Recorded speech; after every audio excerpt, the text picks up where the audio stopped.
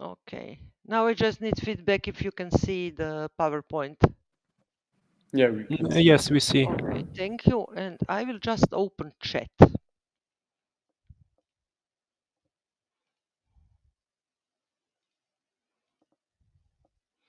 Okay, so if you need me to stop or to repeat something, I will try to keep an eye on the chat.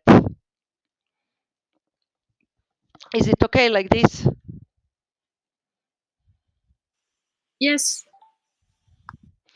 Okay, so we are going to start with the, let's say, traditional analytical framework, which is based mostly on the internal data from the information system. And when I say information system, that means that this system is capable of doing day-to-day businesses. Anya, are you familiar with the concept of information system, which has a relational database? No. No, okay. Then I will need to describe. Oh, this is going to be really hard for you because this is the and probably Jakob and Simon, you know the concept of information system. So I will just go briefly, Anya, to board you on. Um so information system in one company is actually software that is capturing all important events. Let's pretend that we are some insurance company. First, somebody is coming and asking if person can be insured, if someone can make insurance for his car. So we are sending him some offer, insurance offer, and then this offer is sent through the information system. Actually, it's recorded in the database in the information system. Then that person decides to accept that order, that offer, and then we are actually starting a business relations with that person, meaning that we are signing some contract regarding his insurance. And then we collect all the data. How much is he going to pay? What's the object? What's, let's say, registration? What are technical properties of his car, and so on and so forth. And then when it maybe that person decides to pay once, and we give him discount, or he's going to pay on monthly basis. And each and every of these data is actually stored in the database system, which means the database system is capable of collecting different kind of data, having the data regarding the persons, the objects, the products, uh, internal organization, financial data, and so on and so forth. And actually, if information system is done correctly, then information system actually contains all events, or we can call these events actually transactions that has happened between during the day-to-day basis work. And we have this data collected in the relational database. And which means that if we do have information system done properly, then we have all our internal business data in the database. Is so far so good? Are you catching, Anya? Yeah, so far so good. Thank So you. far so good. Okay, I will go and uh, concept of relational database is that actually this database is prepared to store the data in some predefined, usually normalized format, which means that we have a lot of tables and tables in which in rows are specific transaction and in columns are meaning of what is the data in the column. Let me just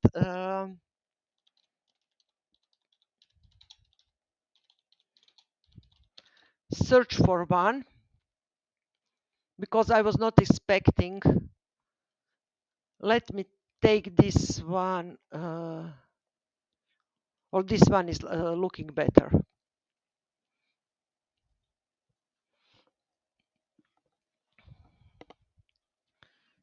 So can you see my screen, users and tasks?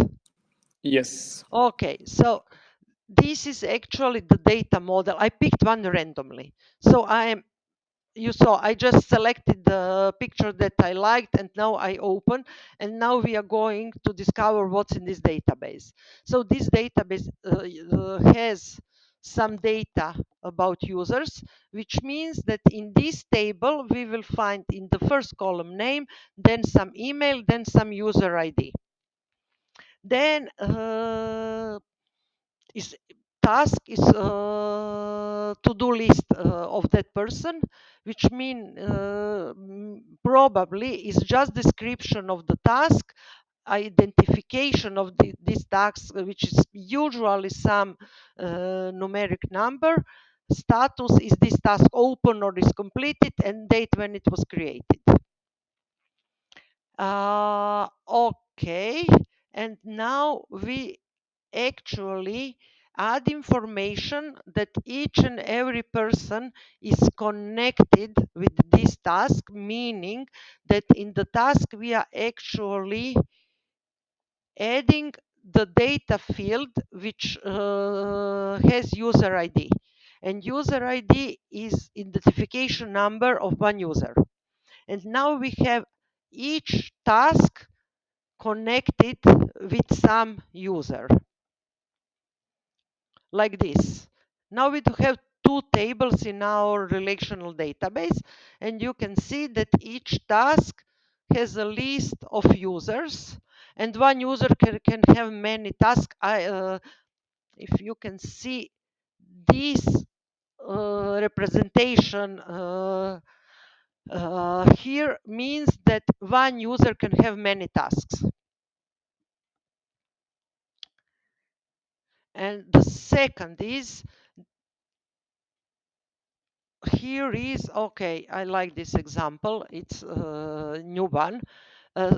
Social media app where users can post messages, reply to previous posts and favorite posts. So we again have user always has some identification.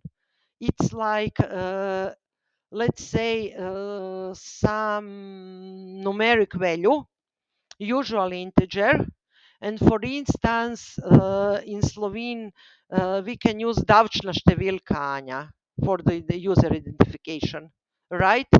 Because each and every person has a tax number, davčno številko. Then one person can have many posts. Okay, one person can have many posts. This is the middle, and posts can have many replies, and person can have some can have some favorite posts, meaning that this user ID liked some other user ID post or something like that. So this is a small database that is actually capturing a relation between the person who is posting something, replies to that post, and liking of this data. So in this case, we have 4 tables.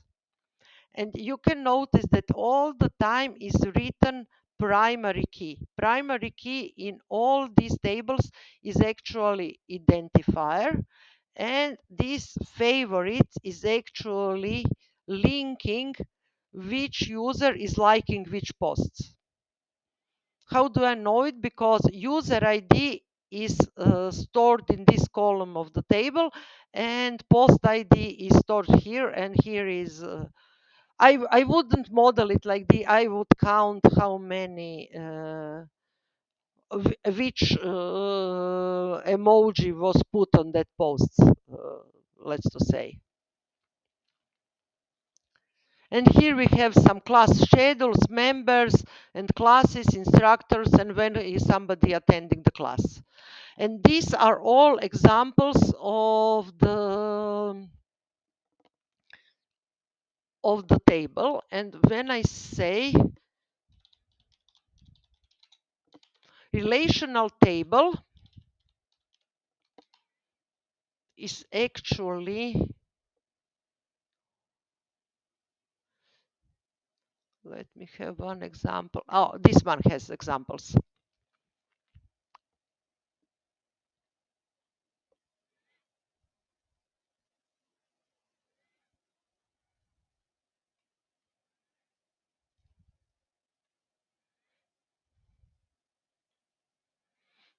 You see, here we have employee table, department table, and employee department mapping table.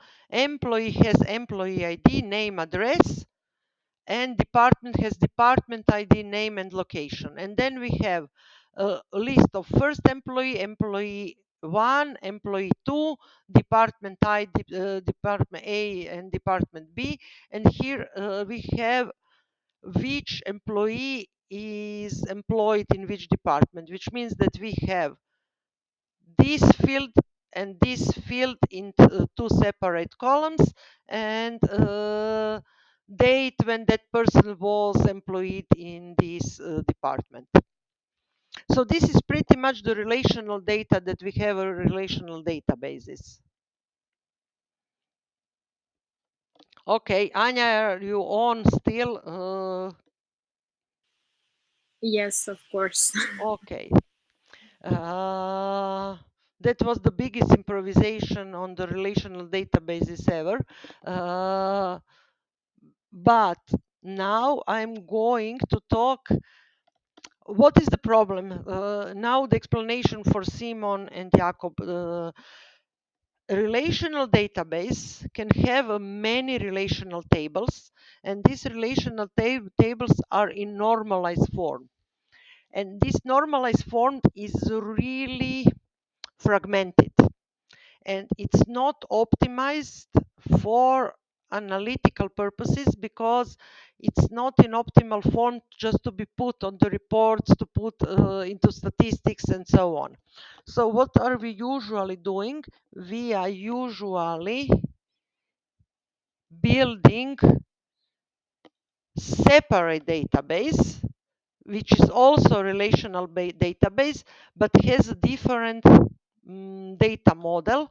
And this database is called data warehouse, which means that here we have some data source, our, let's say, different parts of information systems. Then we extract the data that we need from these systems and clean it, do some preparation, and put it into data warehouse, which has a format that is appropriate for analysis. So now I'm going to talk about data warehouses, which are not big data. Data warehouses are actually also relational data, but they do have some different data model. Jakob and Simon, are you familiar with the normalization tables and things like that?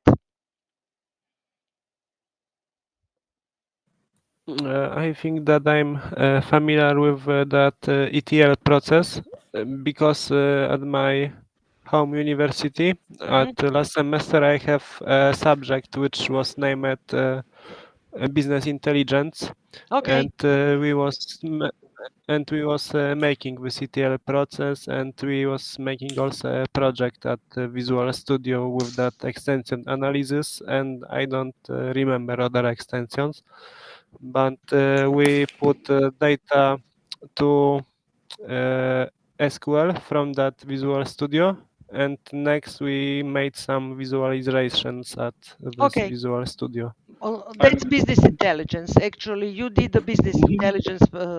Yes, and the business intelligence, yes. Yeah, that's one-on-one business intelligence.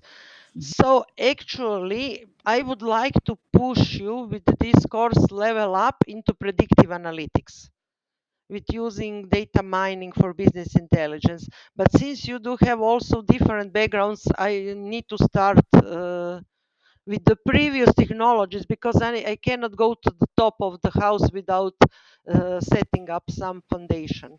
So, and Jakob, how are you standing with this? um, Business intelligence, data warehouses, any familiar to you? ah, do you hear me? Yeah, right. Yeah, I can hear you. I'm not familiar with those things. Also, Okay. with what Simon mentioned, I never heard that. Okay, so Simon, you're really in the good position here for this course. Um okay, then I will go little bit more, maybe little bit slower and little bit more wider than I plan to do. In order, I would try to make things more clear for you because I actually anticipated that you do have some background. Actually, I anticipated that all students will be much or less on the level of knowledge, previous education that Simon is. So now I will have to improvise a little bit, but we can do it. So data warehouse is a relational database prepared to do some analytics. And that's important because for analytics, uh, analytics is usually not looking into the value of some individual record of data, one row of data, but we want to have some statistics on the global level. How was our sales last month? How was the sales in our department? How much was cost of all the goods that we bought or things like that? So it's not important for the analytical part to track individual record, but we usually want to track the bigger picture.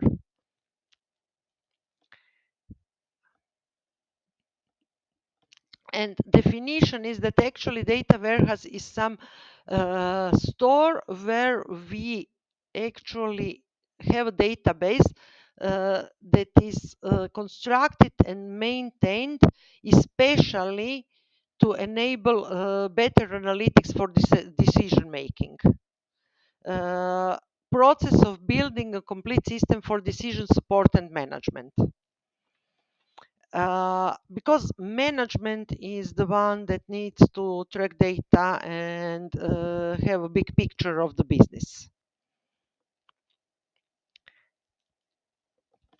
And data warehouse, this is really old definition, but from the business perspective of view, data warehouse needs to be subject oriented, integrated, time oriented, and non-volatile.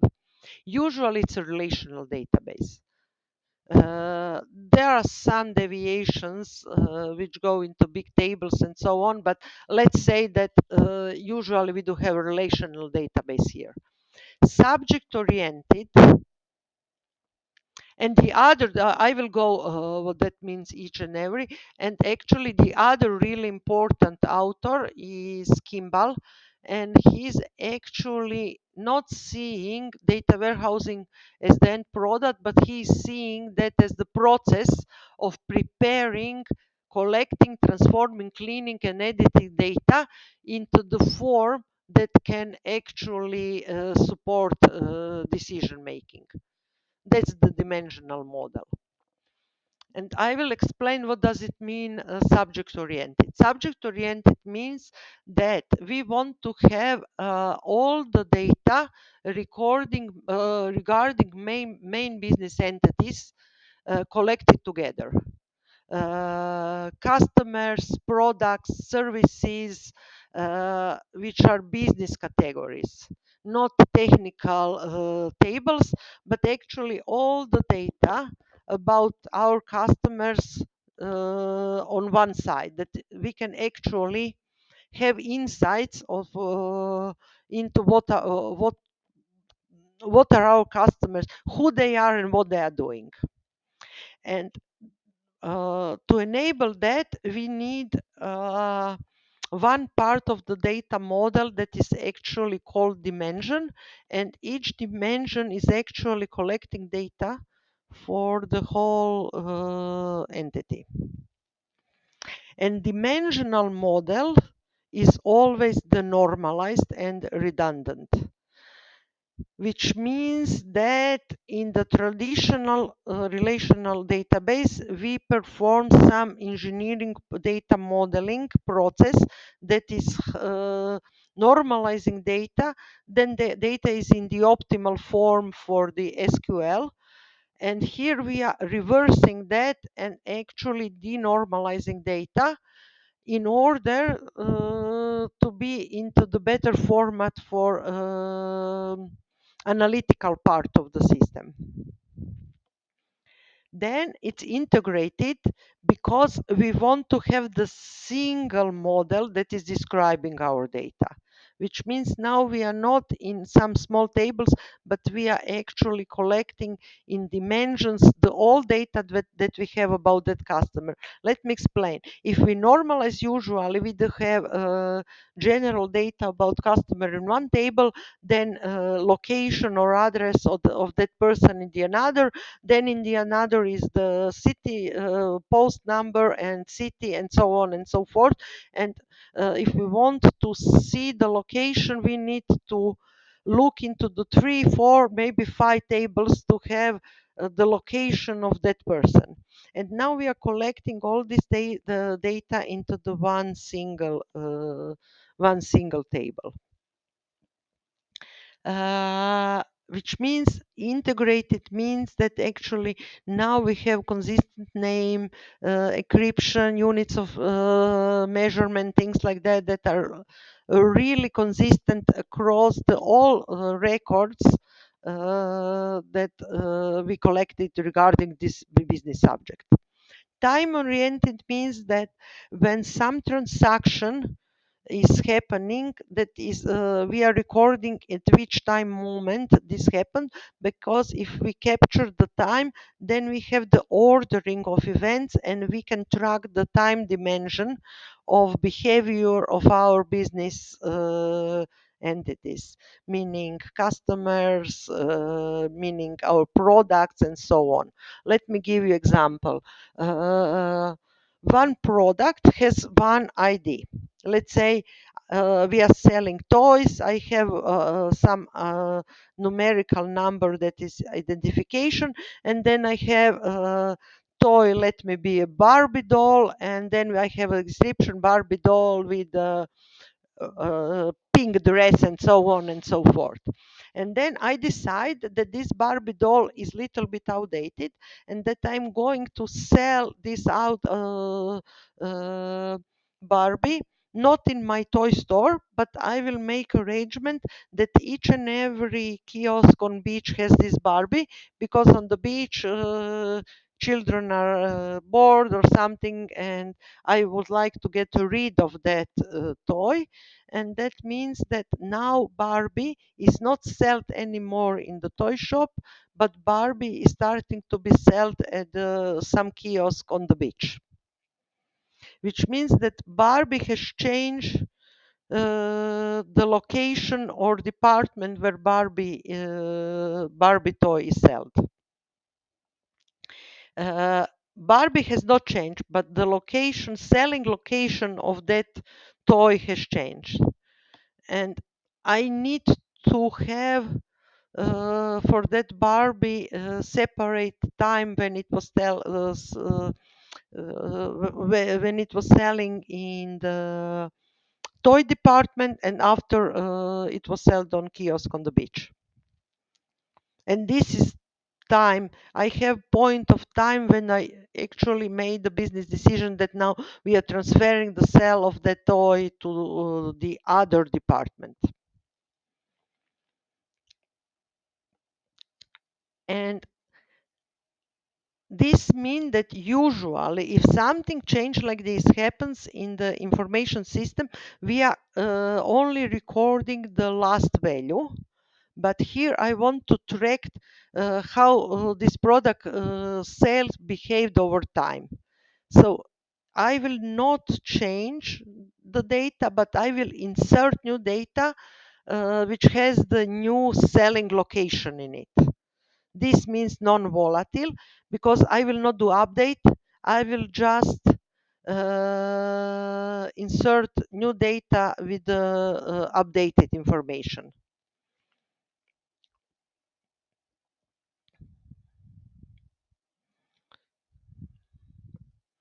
Okay. Now I will stop and ask you if you understand the concept of data warehouses. Jakob and Anya. Yes. Okay, Anya, was that clear for you? Yeah. Okay.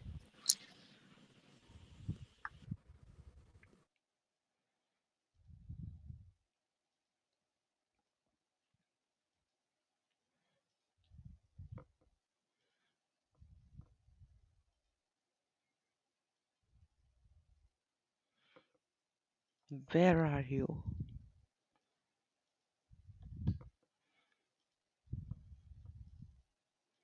I cannot retrieve my PowerPoint anymore.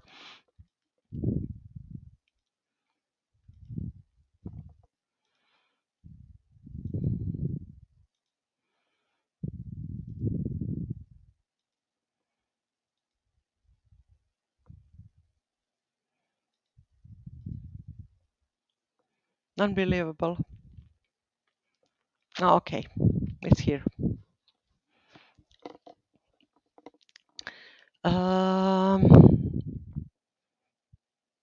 I made the stupid thing and push it down, and it was behind the red frame, which actually was put on my screen because I'm sharing everything. So, why do we need this time tracking? Because we want to track over the time what are our customers, how they are changing location, let's say maybe changing names, or somebody's getting married, or something like that. What has been changed with our products, and so on and so forth. So we are actually adding data, but if we discover that some data item has a really wrong value, not that this value has changed, then we can update it. So it's not that we are not updating anything, but we are actually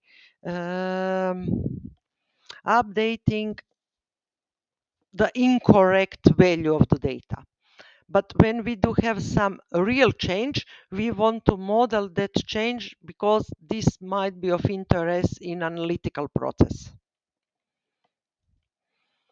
And then next, we have this extraction, transform, and load, which is actually reading the data from the information system, which I'm usually also calling transaction system, because the system transaction is actually recording all the data regarding one event, which is called transaction. And then I am doing some cleaning in the transformation process, and then I am loading this data into the target tables. And this is actually how it's done. I can take the data from some production server where is the relational database, extract the data, then store it, then clean it, then maybe put it into the new format, which is dimensional model, and then deliver that model to end user analytical applications.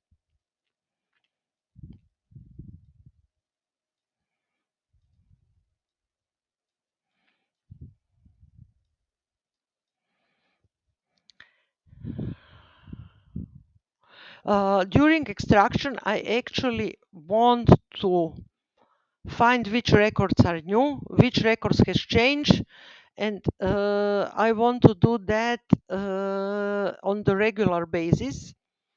It might be on the daily basis, it might even be on the hourly basis. And actually, I want not to collect all the data, but only the change data or the new data.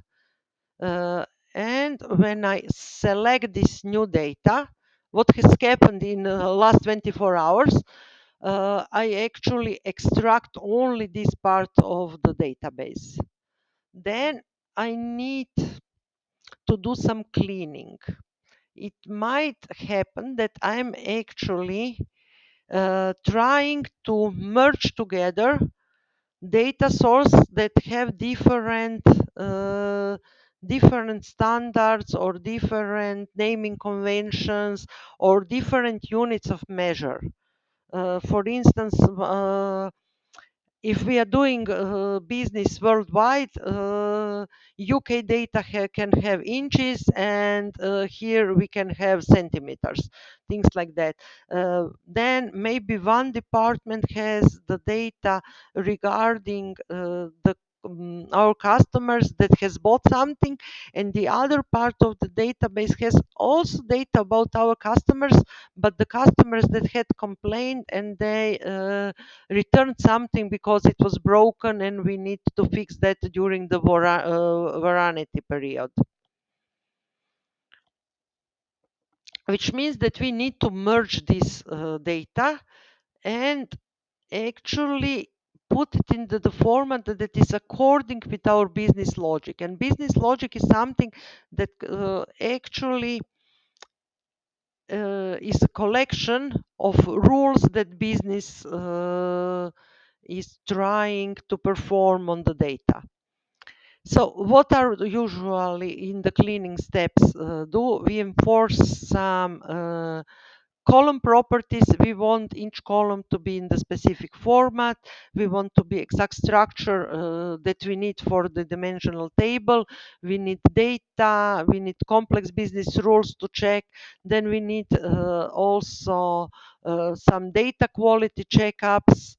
And then when we do that, we record this cleaned uh, cleaned data set. Then we can do some conformation, internationalization, householding, deduplication, and finally we actually loading the data into the data warehouse where we actually try first we load change data or new data into dimensions, and then we are also loading this data into the fact table, which I haven't mentioned, but I'm going to to explain it next. So now I would like to that you understand actually how the target model looks like. Actually, that's the logical data that's the logical model of the data in the data warehouse. It's called the dimensional model, and I will not go into this other star schema, star join schema, snowflake schema. I will just call it the dimensional model. And actually, this data model is highly asymmetrical. It has one central fact table that has many quantities, many numerical values, like quantity of product, number of products sold, price, and so on. And in dimensions, we do have collected data regarding all our business subjects. Let's say for product, point of sale, description of product, product category, and so on and so forth. I will now show you. Okay, I will explain. So we will have 4 dimensions and one fact table in the middle and time dimension. We always do have a time dimension. Actually, in facts, we have some measurements or some numerical values of the business process. Uh, you can think that values in the fact table are values that can be together combined to make some key performance indicator of the business, which means that in this table we have some parts that can be combined, which means we can sum them, multiply them, or do some numerical processing. And from this fact table that is in the middle, we can actually aggregate the data and have the numerical explanation or numerical value of some key performance indicator that we set up in our strategy. This is really important to understand. I will go back to the last presentation just to make you link between what I'm talking right now. I will use this picture again. So here we had the Porter process model, added value model, and what we are doing with these stars here, these are representation of dimensional model, and this dimensional model has some numerical values that we actually extracted from the information system. And if we do it right, we can calculate key performance indicators of our balance scorecard strategy straight from the data that is in the production. So this is really important. So I will stop and ask you if this is clear as a concept. Yes, more or less. Okay. So what we are doing, we are actually trying to build a system that is capable of tracking our business strategy automatically. And this is what usually analytical systems are doing.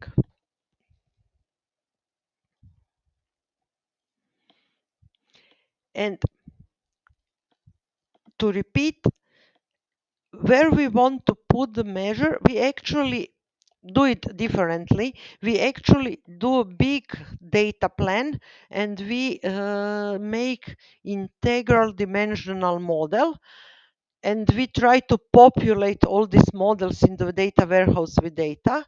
And then from these models, we can actually calculate many different KPIs in each model. Which means that analytical data infrastructure should be, let's say, universal. If we change the key performance indicators in our strategy, this infrastructure that we have constructed now for analytical system should be already in the format that is easier to be changed, which means that we just need to calculate new key KPIs, but we already do have all the data in the format that is adequate for this calculation. Which means once when we construct the data warehouse, we can actually track our KPIs not during the one strategic period, but over the next 10 or 20 years. Because now we have the data infrastructure that is capable of doing that.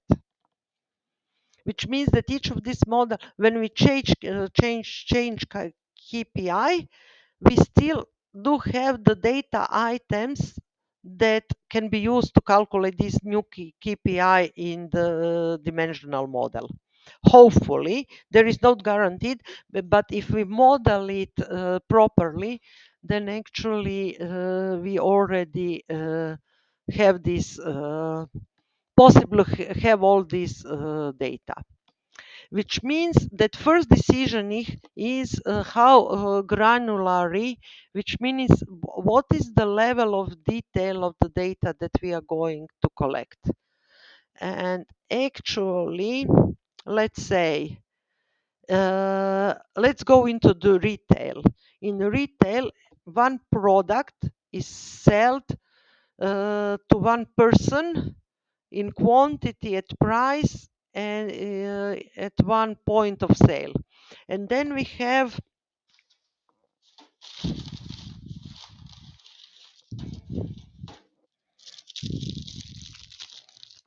actually what I'm going to show you. I'm going to show you some my hope that you will see it. I actually remember. This is one bill from Lidl. Actually, this is one person is buying many items and paying these items at one point of sale. But this is not good for analytical purpose. This is important as a transaction. Now I need to build a model that is capable of answering how much milk was sold during the last week, not in that particular store, but over all Lidl stores in Croatia, let's say. This is why I need to have this integral model with all data items. And if I'm doing okay, I will have for each bottle of milk the selling price, the buying price, and I can then calculate with quantities how much did I sell, how much did I earn money, and do all the financial calculation. And I can also track how much milk am I selling on that selling point, that this selling point is not running out of milk.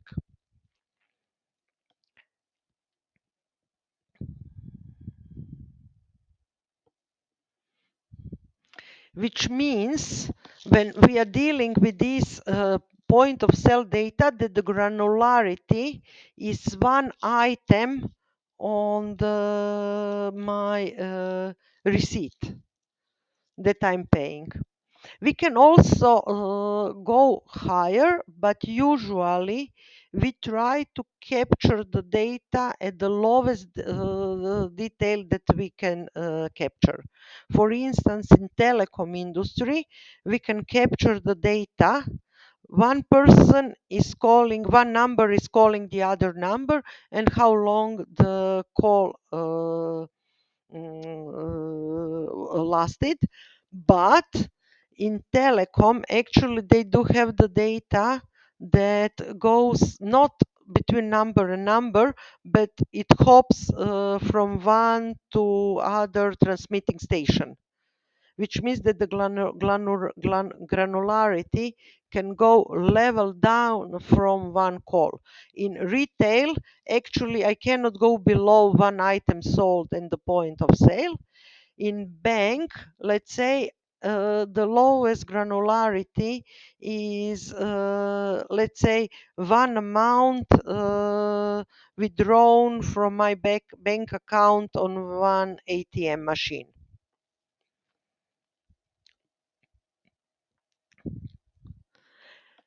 And then, because I don't want to lose any data, which means that I'm capturing the data at the lowest possible granularity, which means the granularity that I have available in the information system or in transaction system. But then I'm enriching this data that it can be aggregated, and this is done with this some hierarchical decomposition of the data. So here I have, I apologize, that was translated from Croatian, but the figure did not translate it, so I will explain. So here is example for selling something on the one selling location. And selling location is located in one city. City is located in one region. Region is located in one country. Country is located in one part of the Europe, and the continent is Europe. and then it could be one selling point, let's say in USA, in some city, in some region, in some USA state, in some area of the USA, and let's say North America and things like that, or Asia, and so on and so forth. So with this, I am enriching, I am actually capturing sale on each and every point of sale in my shop, but I can aggregate the data across all the continents finally, because all the data that I have collected are organized according with the same hierarchical decomposition or aggregation hierarchy.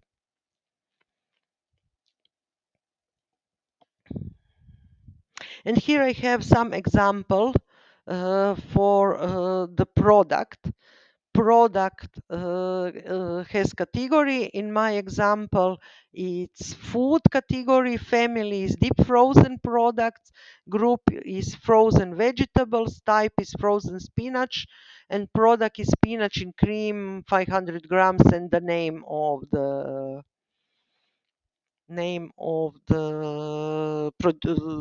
brand.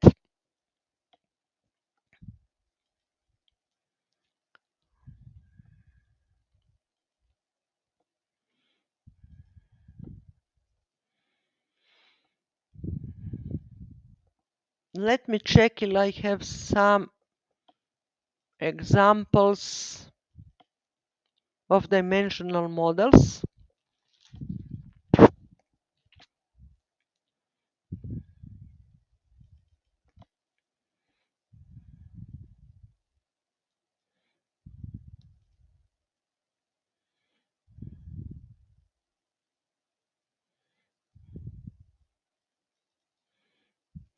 So here I do have example of this selling hierarchy.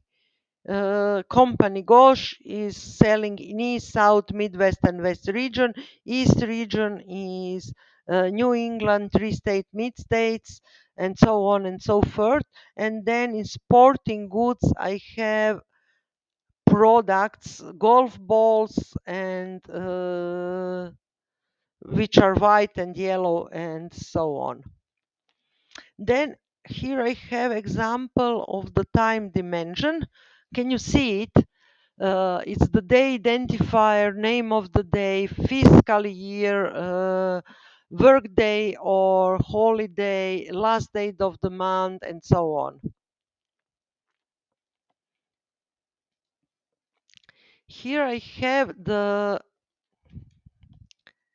retail dimensional model, having the date dimension, having the store dimension, having the product and promotion. And here in fact table, I have sales quantity, sales dollar amount, cost dollar amount, and gross profit. And you see in data warehouse, tables are connected with these primary keys or identifier the same way as they were connected in the relational database. No, I will stop and ask you if this example is clear.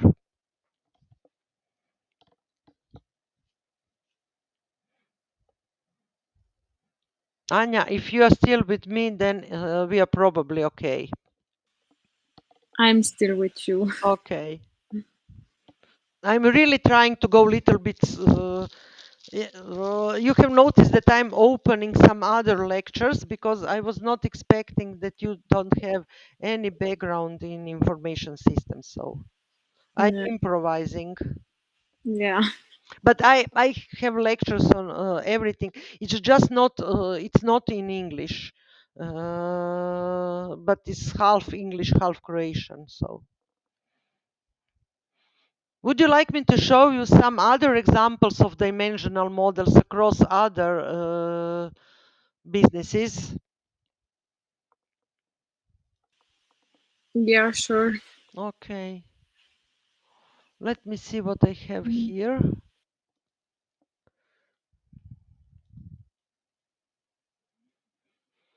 Okay, here is one bigger selling model. We have this date, product, store, promotion dimension that I have shown you already, but we can add.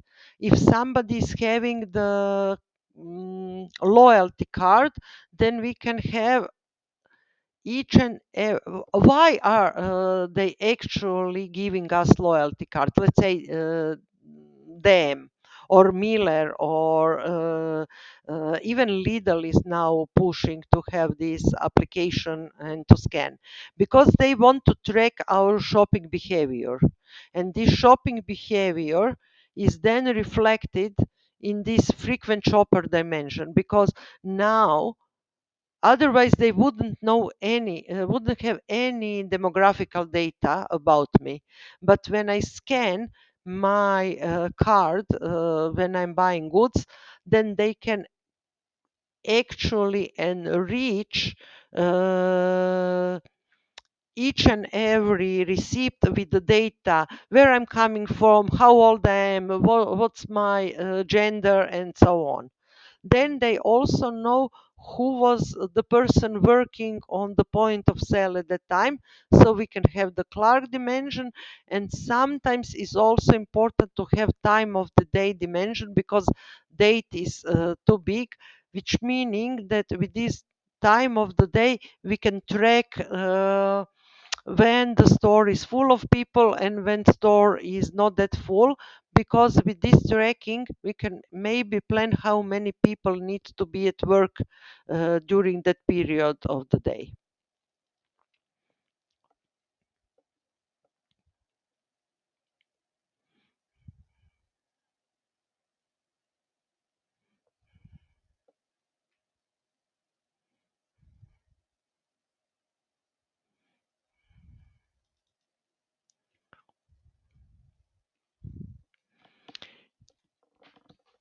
And so I will explain.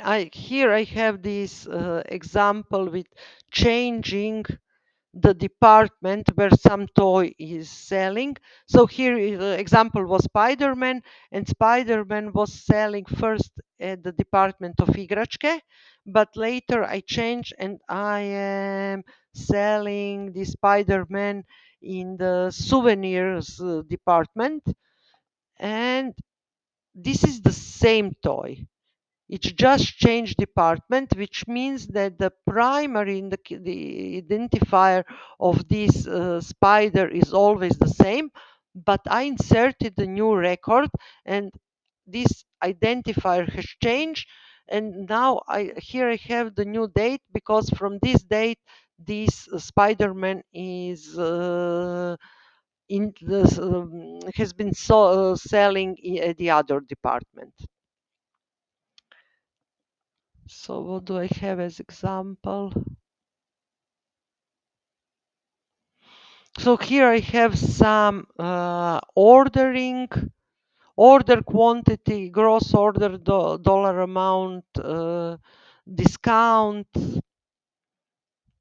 as the facts. Here I have example of enrollment into some course. So here it's model that it's tracking enrollment at the university. I have dimension of student, major study, credits, term, uh, dimension which course is taken, and who is the faculty, meaning who is the professor. And when student is enrolling, I actually have all these data linked together, and the registration count is always one because one student who is studying one study program uh, in one term is enrolled with one course that has